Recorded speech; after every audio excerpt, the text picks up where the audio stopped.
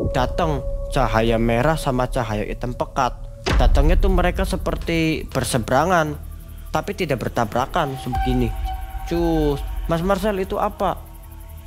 Kalau melihat sesuatu, diam, cukup ngelihat aja mas. Jangan dipertanyakan. Dia itu baca mantra memanggil khodamnya. Masuk ke dalam tubuh dia. Langsung dia berdiri, ngerem-ngerem ke saya tuh. Kang, Kang, ini akangnya apa bukan? Oh, ini udah masuk nih. Saya berdiri lagi mang. Melakukan sesuatu, misalnya apa contohnya? Kalau orang pesugihan misalkan, ini maaf nih mang, bukan saya buka-buka nih. Ya cepat ritualnya dan cepat jadinya. Dengan amalan ayat kitab suci yang dirapalkan, ada harapan besar untuk dapat melepas gangguan goib. Gangguan yang menyerang karena kiriman seseorang yang iri hati dengan jabatan yang sedang diemban. Proses ritual yang panjang harus ditempuh. Pertarungan goib tak dapat dihindarkan dan harus dilawan secara nyata oleh Mas Marcel.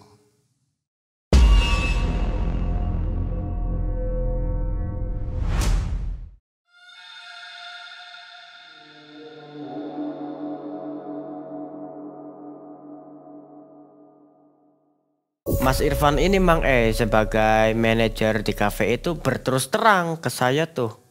Ketika saya tanyakan sekali lagi dengan tegas, setelah dibuka keterangan, akhirnya kan saya kasih arahan kalau bisa balikin itu ke dukunnya. Nggak apa-apa, uang 7 jutanya nggak diminta lagi, anggapannya sedekah lah.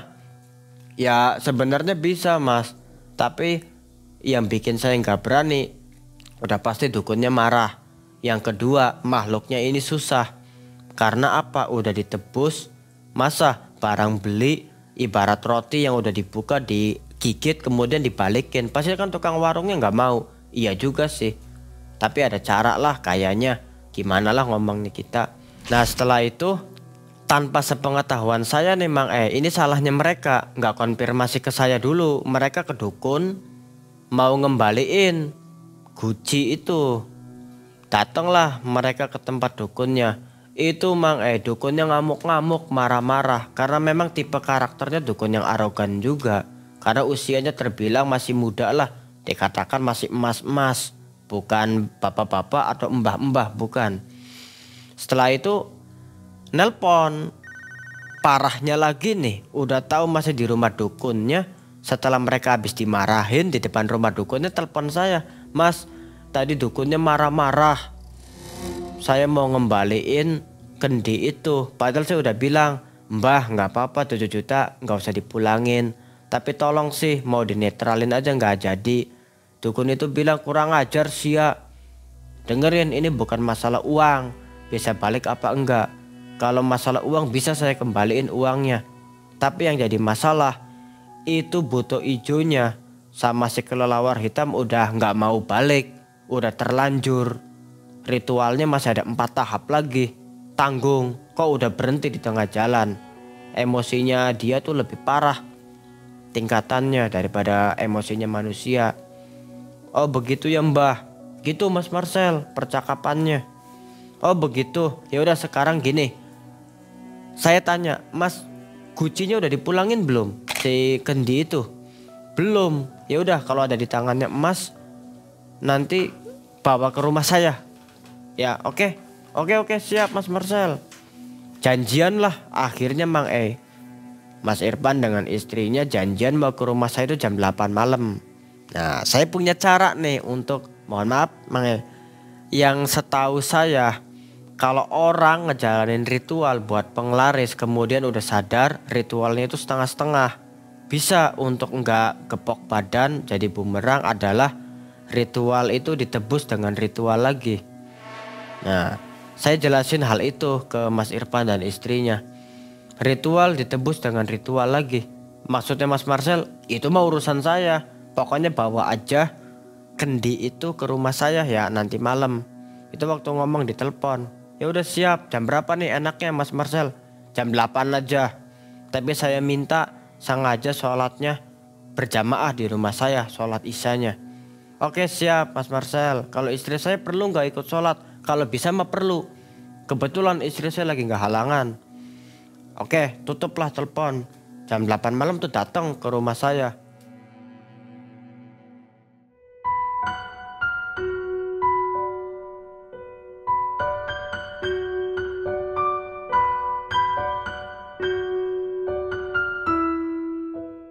Alhamdulillahnya nggak kesasar dari rumah saya karena masuk gangnya kan banyak belok-beloknya. Singkatnya cerita, saya sambut mereka.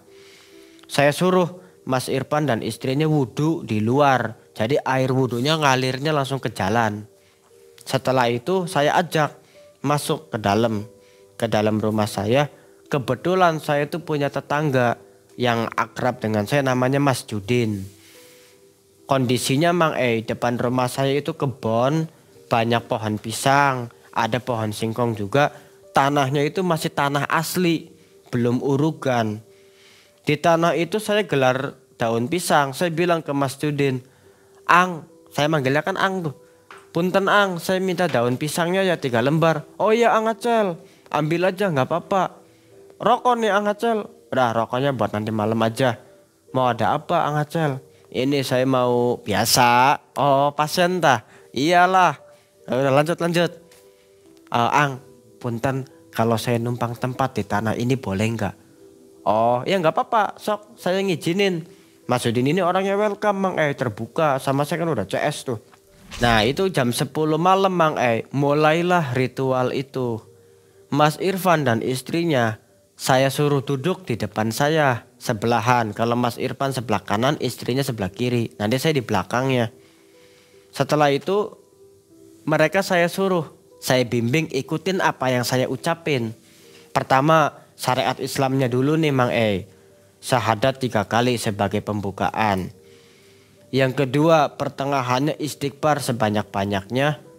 Setelah istighfar sebanyak-banyaknya menurut kita udah cukup, beralih ke sholawat yang bunyinya Sallallahu ala Muhammad.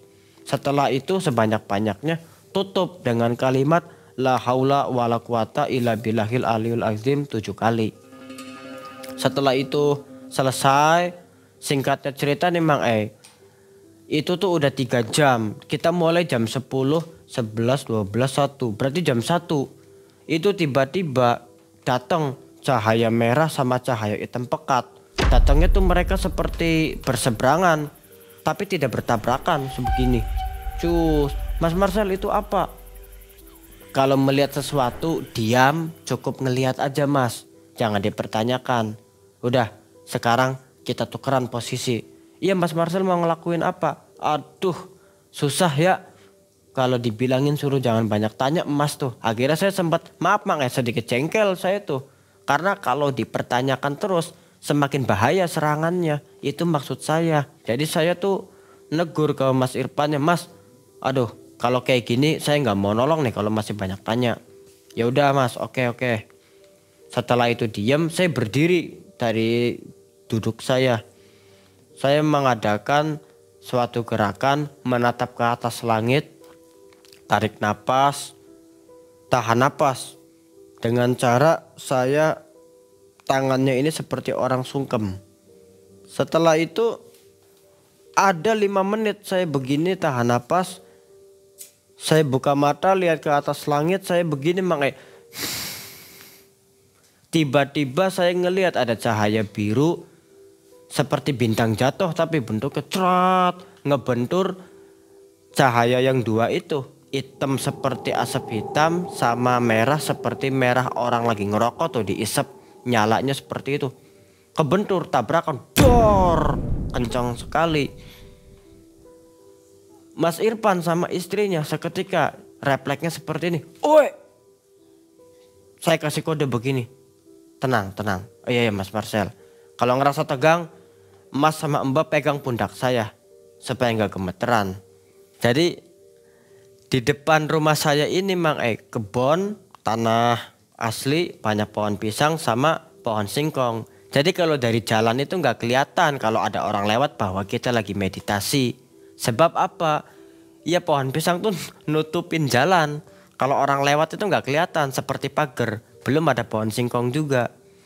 Setelah itu lagi meditasi ya, itu melihat cahaya itu masih berkelahi. Yang tadi kebentur tuh, benturan dor. Saya kira itu udah selesai, ternyata masih berkelanjutan. Cahaya biru ini dikeroyok dengan cahaya merah sama hitam. Sut, sut, sut, sut, sut, tor, tor, tor. Akhirnya cahaya biru itu Mang yang seperti bintang jatuh gemerlap menjadi besar semakin banyak. Semakin banyak bercabang-bercabang, yang cahaya dua itu kalah. Dor, dor, dor, dor, dor, dor, seperti kembang api tahun baru tapi kencang sekali. Tapi anehnya tetangga-tetangga nggak ada yang dengar satupun. Yang mendengar cuman saya, Mas Irfan dan istrinya. Waktu itu Mas Oni nggak ikut.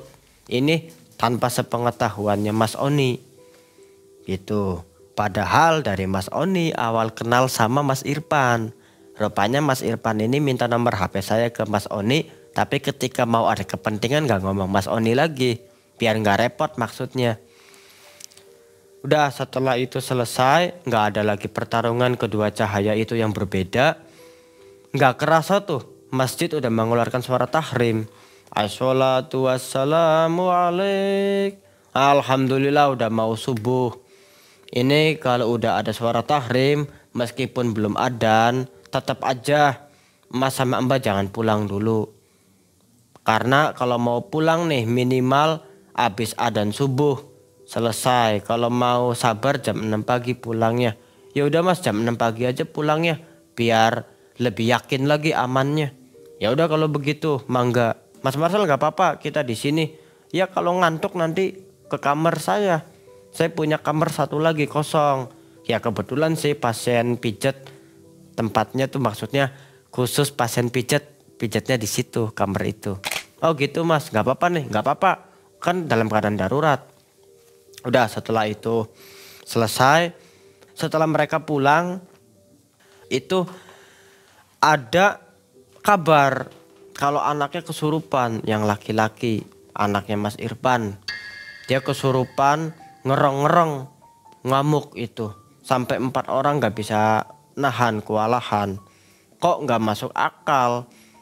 Anak umur 14 tahun bisa ngelempar orang dewasa yang umurnya 30 tahun. Barang yang dilempar badannya emas-emas besar gagah. Setelah saya datang tuh, wah ini lagi rame nih.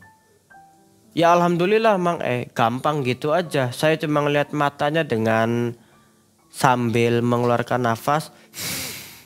Alhamdulillah seketika anak itu sadar, pingsan, jatuh.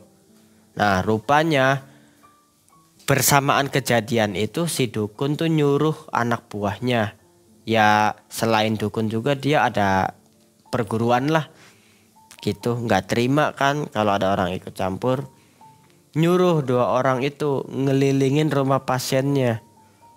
Istrinya Mas Irfan ini curiga ada 2 orang tadi kenal, tapi pakaiannya kayak orang hitam-hitam semua, ngeliatin. Jangan-jangan ini ada hubungannya sama orang pintar yang saya kunjungin. Karena pakainya feeling. Waktu itu menceritakan si istrinya Mas Irfan, Mas, saya mau ngobrol. Apa? Ini ada 2 orang Mas, udah 2 hari nih berturut-turut. Pakai motor, plat nomornya juga nggak ada. Pakaiannya hitam-hitam semua, tapi pakai masker yang dari kain tuh. Yang ini juga nggak kelihatan segini. Lah, maling kayaknya itu Mbak. Bukan, sebenarnya bukan tujuan itu. Kayaknya mata-mata deh. Maksudnya mata-mata. Jadi gini, ini mah feeling saya nih Mas. Saya kan kebetulan dari kecil punya kelebihan tapi mainnya di feeling ya. Tapi alhamdulillah feelingku selalu benar. Itu kayaknya ada hubungannya sama dukun yang kita kunjungin. Rupanya orang suruhan, karena dukunnya penasaran kok ada yang ikut campur sama urusan saya. Setelah itu diceritakan begitu, tiba-tiba bener 2 orang itu lewat Mang Yang diceritakan istrinya Mas Irfan nih. Istrinya Mas Irfan ini saya samarkan namanya Mang namanya Mbak Meli.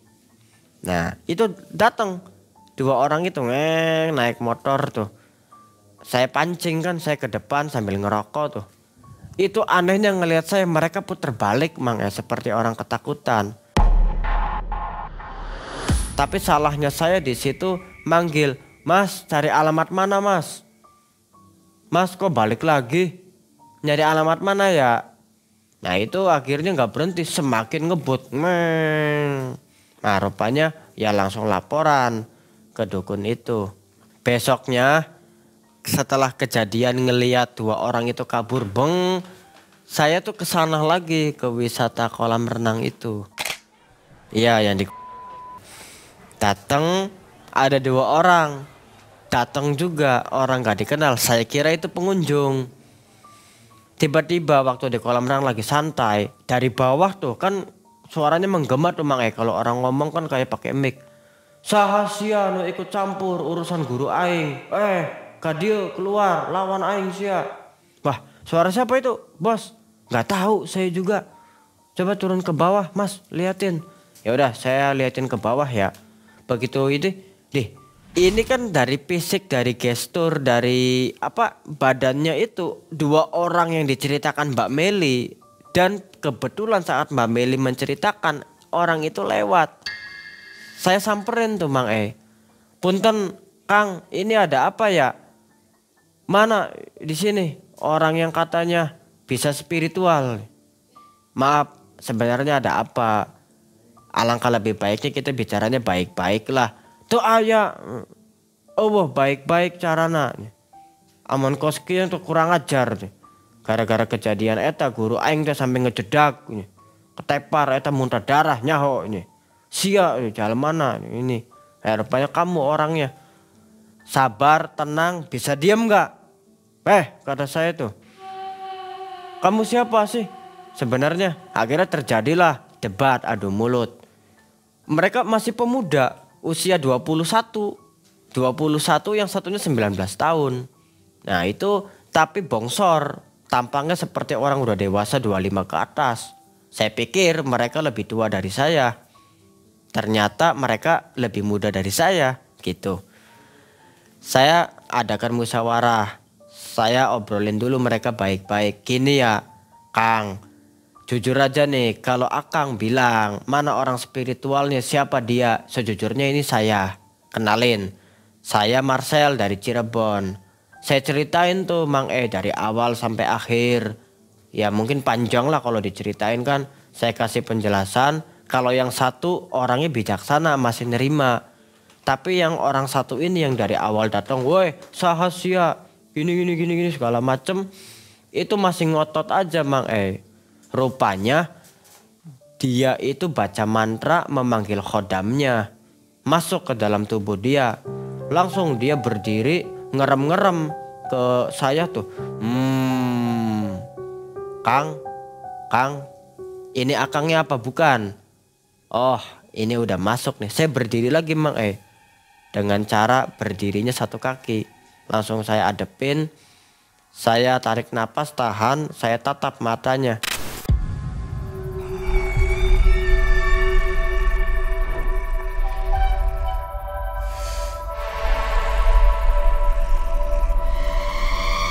Maaf, saya minta maaf sekali lagi, bukan ikut campur. Saya hanya membantu apa yang harus dibantu. Dan kalau memang tuan Anda sampai muntah darah, saya ceritain nih. Waktu saya meditasi di rumah saya sama pasien saya nih, Mas Irfan dan Mbak Meli. Itu ada cahaya yang menyerang, cahaya merah sama cahaya hitam. Mungkin dengan amalan atau ada sosok yang membantu saya berbentuk cahaya biru membentur energi 2 itu. Dan terjadi pertarungan, itu adalah kiriman dari Tuhan Anda. Ketika itu meledak, dor, bersamaan Tuhan Anda ini langsung muntah darah. Saya nggak ada maksud untuk ikut campur dan melukai dia. Pokoknya saya bilang selesain sekarang. Harus turutin apa maunya saya. Kalau kamu punya nyali ketemu sama Tuhan saya di atas sebuah bukit yang ada gua, namanya gua. Nanti hari Rabunya Rabu Legi. Bilang gitu. Nah setelah ngobrol begitu, saya tanya, Rabu Legi itu tanggal berapa? Saya belum ngerti mana Legi, mana Wage, karena masih karena kita itu pakai kalender Masehi, bukan kalender Jawa. Setelah itu saya tanya ke makhluk itu, bukit gua di mana? Ini ternyata dia bilang di yang naik ke atas lagi, bukit-bukit di situ. Nanti saya tunggu, bilangnya, kata si makhluk itu.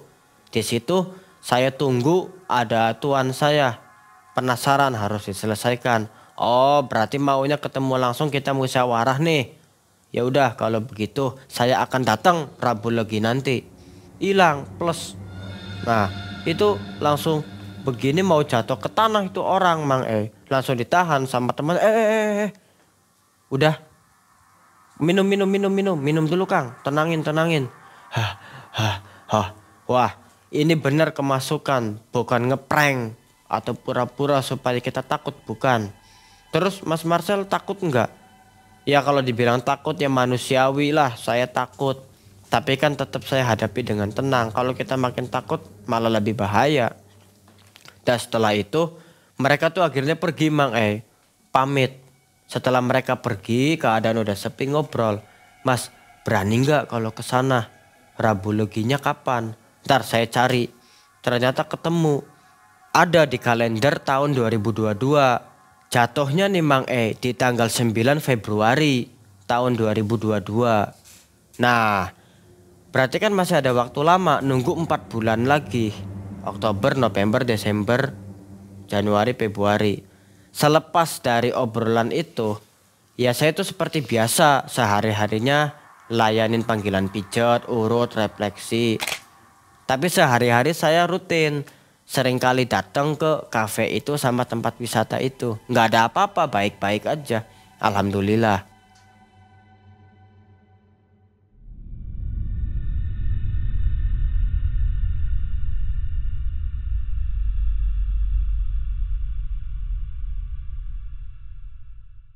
Setelah itu berlalu, Mang nggak kerasa udah jatuh di tahun 2022. Singkatnya cerita nih, Mas Irfan bilang, oh, Mas Marcel jangan diladenin lah, jangan. Saya tuh akhirnya lebih nurutin kata Mas Irfan karena betapa khawatirnya. Saya nggak nurutin, ternyata Mas Irfan bener-bener bahaya lagi. Nah waktu itu juga saya ngimpi sosok makhluk itu datang. Kalau kamu sampai nggak datang nurutin kata si Irfan, kamu aman. Tapi Irfan, istrinya, si Oni, sama keluarga kamu juga, saudara kamu, orang tua kamu saya makan. Saya seketika langsung bangun. Langsung saya tuh ngomong sendiri, Mang kalau kamu mau niat jahat, mau makan orang, makan saya aja. Tapi jangan ngelukain siapa-siapa. Kita selesaikan nanti tanggal 9 Februari di Rabu Legi. Setan, kata saya tuh. Dengar ancaman itu kan saya mulai kepancing untuk merasa emosi. Karena ini benar-benar jahatnya luar biasa, tegaan gitu maksudnya. Akhirnya ada Uwa kan, ngomong sama siapa Sel? Nggak apa-apa Wak, kamu ngelindur ya? Iya saya ngelindur tadi, makanya baca doa dulu kalau mau tidur tuh. Ya Wak, maaf nih sampai bangun Uwanya. Tidur lagi Mang saya tuh. Setelah itu jarak 3 harinya pas jatuh tempo nih, 9 Februari tahun 2022. Saya ngomong ke Mas Irfan, Mas ini gimana kalau saya nggak datang?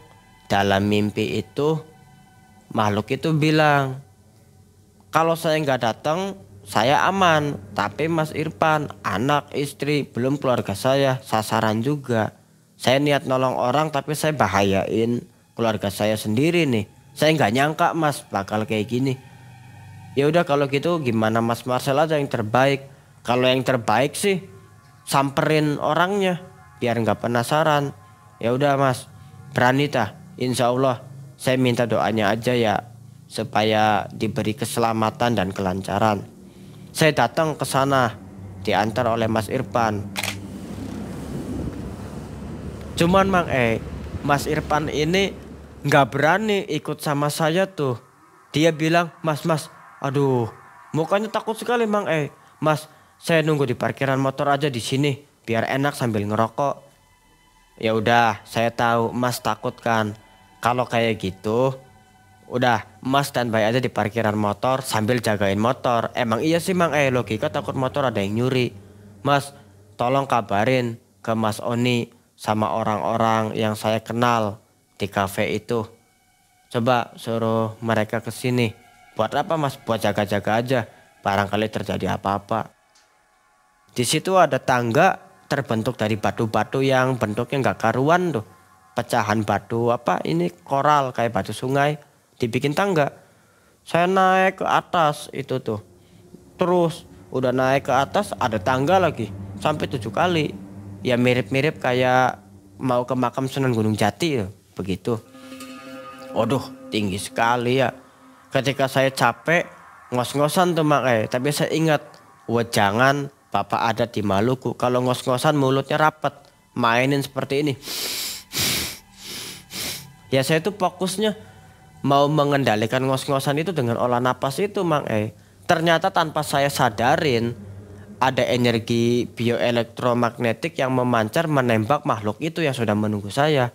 Saya kan kaget, makhluk itu kepental seperti orang didorong tuh terbang. Si kelelawar raksasa sama si buto ijonya kepental. Mereka kepentalnya ada yang ke kiri, ada yang ke kanan. Kalau buto ijo ke kanan saya, kalau kelelawar hitam ke kiri saya. Pus. Itu Mang lokasinya jauh dari pemukiman warga. Sepi, penerangan juga ada cuma 2 sepanjang jalan itu. Nah, logikanya kan kita ke sana nggak mungkin karena nggak ada lampu di atas. Jadi saya pakai senter HP saya. Ke tempat itu jam 11 malam. Kondisinya gelap, pekat, jauh dari pemukiman warga. Saya naik ke atas. Jauh sekali kan. Ketika saya udah nyampe ke atas Mang setelah menghadapi 2 makhluk itu yang kepental, 2 orang menyambut saya. Tah, iyo tah. Datang orangnya. Jadi ya maaf Mang kalau saya memperagakan, saya Sundanya nggak begitu lancar. Bah, iya bah. Yang satu nyamperin saya, Kang, punten akang udah ditunggu sama Abah di dalam. Hah? Abah yang mana? Ya udah masuk aja Kang, ayo. Saya itu dituntun Mang ke sebuah rumah tapi bentuknya kayak gua. Oh rupanya ini yang disebut Goa Bukit. Saya masuk, Assalamualaikum. Tapi masih jawab, Waalaikumsalam. Ya masuk salaman. Anehnya si orang itu, saya belum tahu kalau itu dukun Mang awalnya. Si orang itu salaman sama saya itu hanya 1 senti, menyentuh ujung jari aja. Seperti ini, ngobrol awalnya. Udah langsung ke intinya aja Mang saya bilang, punten Mbah, saya tahu sebenarnya kalau Abah ini siapa. Orangnya umur 30 tahunan, kurang lebih 35 atau 39 Mang umurnya. Itu Mang ketika datang ngelihat dukunnya mukanya serem. Matanya tuh begini, pipinya codet sebelah.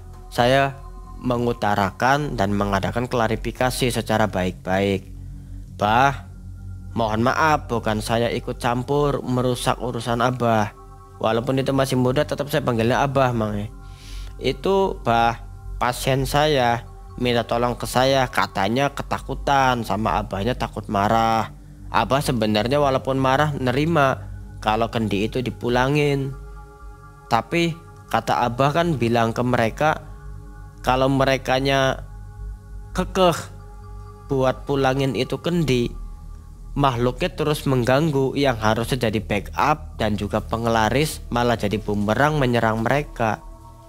Ya itu memang benar, tapi masalahnya waktu makhluk itu meneror mereka ada di rumah ini AA-nya. Nah karena AA-nya mengadakan perlawanan, terjadilah benturan kedua sinar yang berbeda. Itu saya sampai muntah darah. Punten kok Abah bisa tahu? Yaitu kalau saya kan maaf ya, saya lihat pakai mata batin lah. Tapi dalam hati saya tuh Mang kok yang dukun ini bilang ada 2 sinar yang berbeda bertempur itu sama seperti yang saya lihat.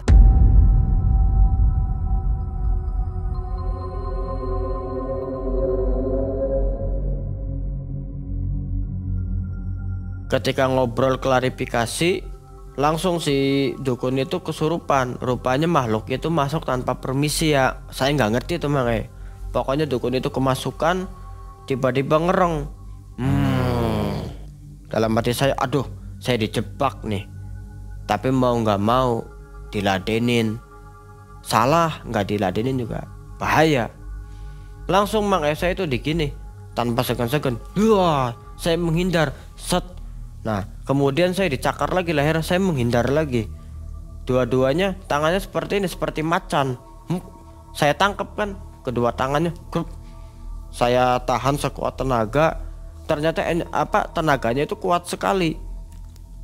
Saya punya cara Mang ya sedikit ngerti kan, kalau menahan tenaga itu harus dengan napas juga. Intinya tuh napas. Yang pertama adalah ketenangan, kedua adalah pandai mengatur napas. Tiba-tiba saya terngiang-kan dengan ajaran bapak adat dulu tahun 2018. Saya seperti ini, itu di luar kendali. Seperti dukun itu yang kesurupan didorong orang banyak. Wah, jatuhlah ke bawah, tapi hanya kedalaman 3 meter. Anehnya nih Mang dua orang itu ya rupanya muridnya kok nggak bantuin, nggak misahin waktu perkelahian itu terjadi. Saya kan mikir, wah ini jebakan nih kalau begitu. Ketika abahnya jatuh, saya kan turun, ada batu, saya cuma ngelangkain batu buat turun ke bawah. Bah nggak apa-apa dah bah, tapi cuma gini aja, kepalanya dongkok ke tanah. Seketika itu ya, saya jatuh kedorong Mang Nah itu ketika saya jatuh terlentang di tanah, saya mau ditumbruk sama badannya. Loncatnya lincah sekali seperti macan. Saya menghindar, langsung aja Mang saya nggak bisa lama-lama. Itu terjadi baku hantam, adu pukul, adu tendang. Ya maaf Mang bukan menonjolkan ya, seperti ini. Seperti ini. Nah saya ditendang. Ini paling terakhir nih, dia mundur udah ancang-ancang. Saya juga ambil ancang-ancang. Itu langsung jalannya cepat sekali Mang seperti bukan manusia. Saya langsung begini. Wah, kanan buat dorong, kiri mukul lagi. Buat. Itu seketika itu dua-duanya jatuh. Abahnya jatuh ke belakang, saya juga jatuh ke belakang, seperti saya juga kedorong. Wah. Tapi saya jatuh ke belakang nih, saya kira ada tembok Mang nggak taunya langsung pepohonan. Itu ternyata jurang. Kita bisa naik ke atas kan lewat tangga batu. Nah ini tanpa ada tangga, tanpa ada tembok, itu langsung tanah jorok ke bawah. Dalamnya lebih lah dari 20 meter. Wah, saya kan panik tuh Mang Nah ketika saya panik, saya ingat lagi, badannya dikencengin, jangan lemes. Ketika saya jatuh ke bawah, alhamdulillahnya saya nyangkut di pohon 2. Yang pohon itu sebelahan, saya nyangkut pas di tengah-tengah. Posisi saya miring waktu saya gelimpang tuh. Saya kan guling-guling gelimpang, mau jatuh ke jurang, saya nyangkut di pohon itu.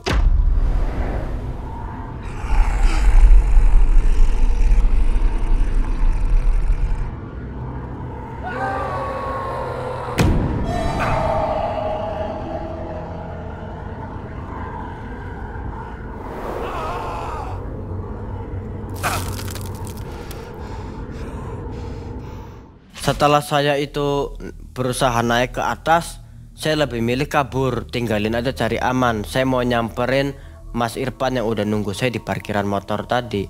Saya diadang lagi sama 2 orang tadi mau nyegat saya. Itu alhamdulillah saya itu lolos Mang mau ditangkep tapi nggak kena-kena, seperti maling yang dikejar sama warga. Woi, kedengarannya tuh jangan lari. Yang satu larinya lebih cepat, menyusul saya, nyelip saya larinya ke kiri. Yang dia kan otomatis di sebelah kanan saya langsung belok ke kanan. Saya pegang ininya, ototnya saya tendang dadanya. Wah, jatuh ke jurang tuh Mang satu orang itu. Tinggal 1 orang lagi nih. Dia mengepung saya. Oh, saya punya ide. Cerawok pasir nih. Bismillahirrahmanirrahim la yaduru ma'asmihi sayun fil ardi wala fis sama'i wa huwa samiul alim. Wah, langsung wah. Itu sekaratnya seperti orang disiram minyak panas. Wah. Langsung saya tendang, bukannya saya kasihan monon, saya tendang. Wah. Jatuh, tapi dia nggak masuk jurang. Dia jatuhnya ke tanaman, nyangkut tanaman pohon tuh. Saya lari ke bawah kan, sementara abah dukun itu pingsan, bukan meninggal. Saya turun ke bawah, Mas Irfan ini ternyata nggak sendiri, Mang udah ada kawannya. Ada Mas Oni di situ, ada juga 2 orang karyawan yang udah CS waktu di cafe itu. Turun, saya tuh disambut, alhamdulillah selamat, langsung pakai senter. Rupanya Mas Irfan ngomong ke mereka. Mas Irfan bilang, Mas, saya cerita ke mereka, saya kasih alamatnya, sama saya bilang bawa senter besar sama pentungan. Aduh, bawa pentungan segala. Nanti kalau nyangking kelihatan orang, sangkanya mau tawuran lagi. Waktu itu Mang saya keringetan, ngos-ngosan sampai baju tuh kotor, tanah semua, ada daun-daun juga. Pas saya disambut, alhamdulillah. Tapi mereka nggak mempedulikan saya yang keringetan, bajunya basah, sama banyak daun-daun, rambut juga banyak daun-daun. Lebih dominan mikirin gimana Mas. Alhamdulillah semua aman, bisa dikondisikan. Udah, jangan diperpanjang lagi. 2 makhluk itu udah pergi dan orang-orang itu udah beres. Tapi mereka nanti ngincer lagi nggak? Fa insya Allah enggak, Mang Setelah kejadian itu, udah kita cepat-cepat pergi tuh. Ayo cepet pergi, kaget. Woi, kaget sih, aja kakek suwe, kata salah satu kawannya Mas Oni nih yang udah akar sama saya di cafe itu. Akhirnya kita cepet-cepet dari bukit itu kita pergi ngebut, Mang Setelah keluar dari bukit itu kita ketemu di perbatasan Kabupaten Cirebon sama yang ada di jalan. Nah, kita berhenti di jalan. Di situ ada rumah makan. Kebetulan kita tuh lapar, Mang makan dulu. Tuh ada rumah makan. Memang rumah makan yang paling rame di situ. Besar, luas, Mang Yalah, saya juga mau makan. Lapar juga. Nah, setelah itu ya nanti dulu kamu bersihin dulu, Mas. Itu kotor semua. Oh iya, lupa dibersihin. Udah bersih, saya suruh ke toilet dulu. Maaf, Mang untuk kencing sama cuci muka. Udah, setelah udah beres dari toilet, saya masuk makan sekaligus mau mastiin apakah mereka udah sadar ngejar lagi apa belum, apa enggak ngejar lagi. Nah, sengaja kita makan di luar rumah makan itu kan ada meja sambil kita lihat pinggir jalan. Makan udah selesai ngobrol. Saat lagi ngobrol tuh, salah satu karyawan itu ada yang menjelaskan, Mas, jujur ya kalau saya mau buka, saya orang yang udah lama kenal sama Pak Irfan, manajer saya. Saya udah kerja di cafe ini udah 2 tahun, Mas. Saya mau buka, udah perwakilan. Pak, nggak apa-apa nih saya omongin ke Mas Marcel. Ya udah, nggak apa-apa, omongin aja. Jadi Mas, kebetulan yang Mas Irfan pernah konsultasi ke Mas Marcel nih tentang kekhawatirannya posisinya digeser orang. Itu orang yang mau geser, yaitu dukunnya sama dia juga. Loh, kok bisa begitu? Bisa sama begitu, dunia berarti sempit nih. Nah, yang uniknya Mas, berarti dukun itu kok nggak tahu. Harusnya kan tahu dari ilmu penerawangannya. Kalau pasien saya sama-sama pasien ya, ternyata mereka orang yang bermusuhan. Ya ini lucu lah, musuhnya ditolong, ya mau diserangnya juga ditolong. Oh pantesan, ini aneh, nggak beres, lucu juga ya. Ya udah, setelah kita selesai makan di rumah makan, akhirnya saya itu bilang ke mereka, tunggu sebentar ya, saya mau ngerokok di pinggir jalan. Sini aja Mas ngerokoknya, orang tadi lagi keadaan bahaya, takutnya ngejer. Masalahnya yang saya takutin nih bawa pasukan, bukan mereka yang ngejar lagi berdua, bukan. Mas Marcel nggak mikir ke situ. Iya, makanya saya mau mastiin apakah mereka ngejar lagi apa enggak. Saya ngerokok, Mang Waktu itu rokoknya kretek Sampurna. Aduh, enak sekali. Kok bisa keadaan lagi bahaya, habis dikejar, saya masih tenang-tenang aja. Saya fokusnya habis makan, minum teh anget, rokok sampurna kretek di malam hari. Kan enak tuh sambil nikmatin rokok. Ternyata nggak ada tuh Mang yang ngejar lagi. Orang tadi atau orang yang lain, teman-teman mereka, pasukan mereka itu enggak. Nah setelah itu pulang dari rumah makan, kita berpisah pas udah nyampe Kabupaten Cirebon, kita berpisah di lampu merah Talun. Kalau saya sama Mas Irfan ke arah selatan, kalau mereka ke arah utara. Oke, makasih semuanya. Oke, hati-hati bro. Udah, saya tuh diantar sama Mas Irfan naik motor ke rumah saya. Mas Irfan saya kasih tahu, jangan langsung pulang, tidur di rumah saya. Mas mandi di rumah saya. Oke, Mas Marcel, sekalian kita sholat subuh berjamaah di masjid terdekat di rumah saya. Namanya Masjid. Itu sholatlah di masjid subuh itu. Ya alhamdulillah ketemu sama seseorang, orang spiritual, tapi di jalur putih. Dikatakan orang itu ilmunya tinggi lah. Dia tahu semua sejarah babat tanah Jawa, babat tanah Cirebon. Itu akhirnya salaman, karena saya kenal sama beliau, sama-sama orang desa sendiri kan. Salaman, ini siapa? Teman saya bawa dari luar kota. Oh luar kotanya di mana Mas? Jakarta. Lama tadi Cirebon. Lama Pak. Di sini kerja apa? Jadi manajer di kafe. Oh ya udahlah, yang penting sih Mas hati-hati aja, jangan sering tidur waktu sore. Kalau Masnya kuat, melek malam, tengah malam zikir supaya serangan makhluk itu benar-benar tidak ada lagi. Ntar dulu, kok Bapak bisa tahu? Kamu cerita tah Mas Marcel? Enggak. Ketemu juga baru sekarang Mas. Sumpah saya nggak cerita apa-apa. Loh kok Bapak ini bisa tahu? Maaf kalau saya nggak ngomong, bukan saya sok tahu. Saya orang spiritual kebetulan. Saya ngelihat Mas dalam bahaya. Sini Mas, saya obatin. Disuruh tiduran tengkurap tuh Mang Mas Irfan diginiin sama orang spiritual itu. Pakai tangan kiri diusap 3 kali, kepalanya dijambak rambutnya. Allahu Akbar. Udah, setelah diobatin sama orang spiritual itu, waktu habis sholat subuh di masjid itu Mang nggak ada apa-apa lagi, semua aman, baik-baik aja. Karena waktu itu Mang saya itu nggak mau ego. Di atas langit masih ada langit. Saya bilang ke Bapak itu, Pak, mohon punten, kalau kepalang dari awal Bapak buka dan Bapak menonjolkan diri, saya serahin ke Bapak yang lebih pantas daripada saya. Emang kenapa Mas Marcel bisa ngomong lebih pantas dari saya? Bapak usia lebih tua, dikatakan sepuh, asam garam udah banyak, mungkin dalam pengobatan dikatakan udah mumpuni. Ya udah Mas, kalau Mas Marcel berkenan mengizinkan, ya udah nanti saya juga berkenan ingin membantu. Mas, kalau Rabu Legi apa istimewanya? Jadi kalau setahu saya nih Mang pernah dijelasin sama seseorang spiritual, Rabu Legi. Rabu artinya daun, legi artinya manis. Saat itu adalah waktu yang bagus buat kekuatan kumpul sempurna. Ketika melakukan sesuatu itu jitu tepat sasaran. Melakukan sesuatu misalnya apa contohnya? Mohon maaf Mang misalkan seseorang benci ngirim santet, itu di hari Rabu Legi nancepnya tembus, bagus, mulus. Kalau orang pesugihan misalkan, ini maaf nih Mang bukan saya buka-buka nih, ya cepat ritualnya dan cepat jadinya. Jadi setiap hari ada maknanya ya? Betul, setiap beda-beda hari ya? beda-beda. Oke. Keadaan kafe gimana sekarang?